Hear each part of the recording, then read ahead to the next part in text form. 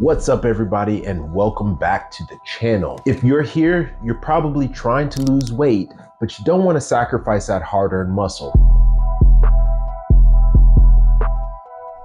I hear it all the time. Chris, how can I lose weight without losing muscle at the same time? How can I lose weight without going through the frustration of losing the shape that I have? Well, you're in luck, because today I'm going to break it all down for you. By the end of this video, you're going to know how to structure your diet and your meal plans so that you can lose that fat and keep your hard-earned muscle. Your time's valuable, so let's get into the video.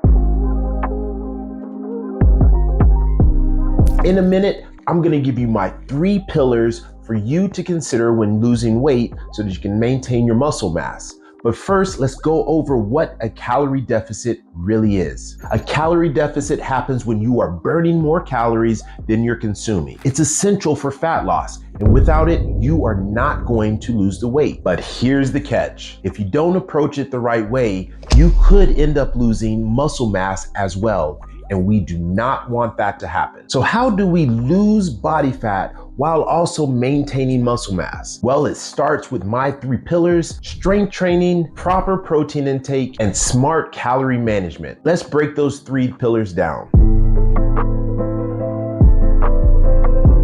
Number 1, protein intake. Protein is going to be your best friend. Aim for approximately 1 gram of protein per pound of body weight. So if you're a 200-pound person, 200 grams of protein. Look, protein gives your body the building blocks necessary for it to maintain muscle mass and do so many other functions in the body. And if you deprive yourself of that protein, you might lose out on a lot of benefits like maintaining muscle mass. Simple foods like chicken, eggs, protein shakes, or my personal favorite, a good ribeye, can be your go-to during this time of weight loss. Next, strength training. Remember, keep lifting heavy. You want to give your muscles a reason to stick around. Go in the gym and train with high intensity. Continue to lift your weights and push yourself as hard as you can in the gym. And remember, if you're on a time crunch, doing compound movements like squat, bench, and deadlifts are going to be great for burning a lot of fat, building muscle, and being time efficient. And last, and maybe one of the more important ones, is smart calorie management. Do not cut your calories too aggressively.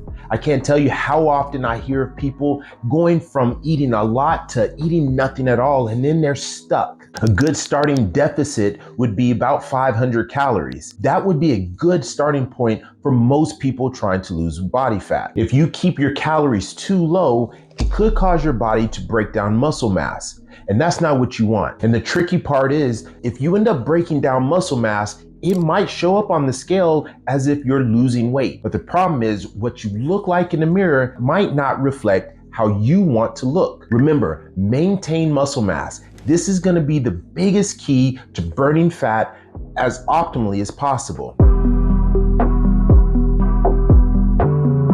So let's talk about structuring your day for success. So here's 3 quick ways that you can implement those tips into your lifestyle starting today. First, pre and post-workout nutrition. So what I like to do for myself and my clients is, first off, putting 30 to 50% of your carbs in the meal before and after your workouts. Now you might be wondering, why would you do that? And the answer is simple.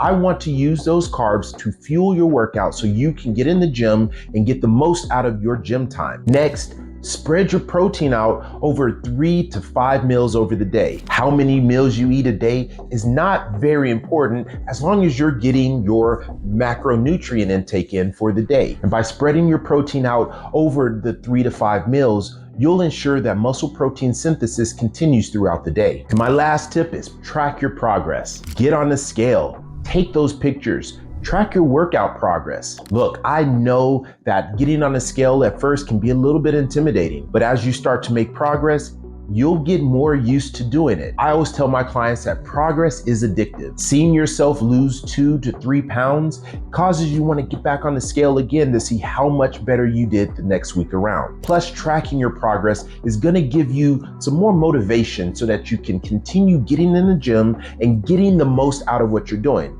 Because let's face it, if you were to continue doing something and you didn't know how well you were doing, you're probably gonna quit eventually. Not to mention, it's gonna be pretty cool to go back and look at your old pictures and your old workout logs and say, this is where I came from. Gives you a little room to flex a little bit. And that, my friends, is how you crush fat loss while maintaining muscle. If you've gotten anything out of this video, leave a comment below, let me know what your takeaways are. And if you have any fitness related questions, by all means, ask me. And of course, we've got to do the like and subscribe for the algorithm. That way, other people just like you with the questions you have can get the answers that they need. Don't forget to check out this video here where I go over what a calorie deficit is and how you can make sure that you're in one at all times for your fat loss. And until the next video, I'll see you around. Keep getting better each day.